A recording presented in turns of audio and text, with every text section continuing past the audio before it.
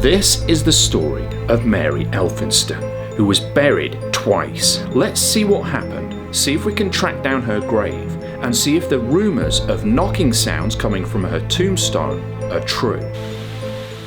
When I found out about Mary's story, I thought I might have to travel to the Northern Islands or maybe to the south of Scotland, but it turns out Mary was buried right here in the small town that I live in, just a short bike ride from my home.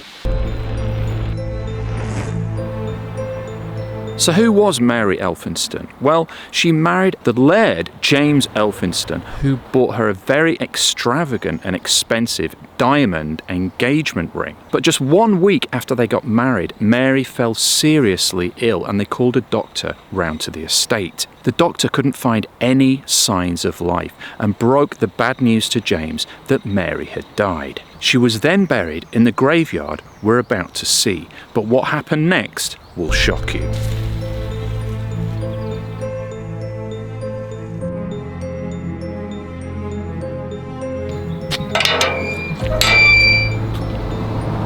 We're going to try and find the grave in a moment. It's in the old section you can see just behind me. Now, what Laird James didn't realise is that there were staff in his household who knew that Mary was going to be buried in her best wedding gown and with that very expensive diamond ring on her finger.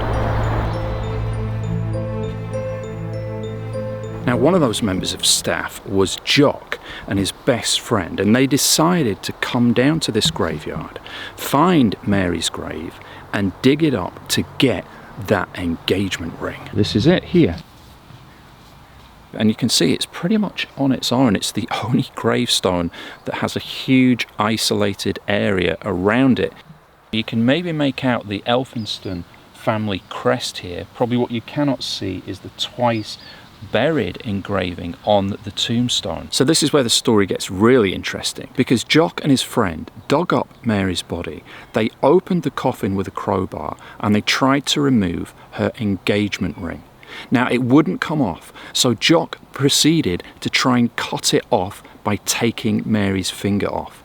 At this point, his friend screamed as he saw blood come out of the finger as he was trying to remove it, and Mary woke up. Now, you can only imagine the terror on all people's faces at this particular time. It turns out, of course, Mary was in a coma and was not dead. The men fled without the wedding ring, and Mary returned to the estate battered, bruised and terrified, much to the celebration and shock of James and his family. After this shocking incident, Mary and James went on to live a very normal life, and they spent the rest of their years together until Mary peacefully died and was buried for a second time in this grave. Some locals report a knocking sound coming from this tombstone.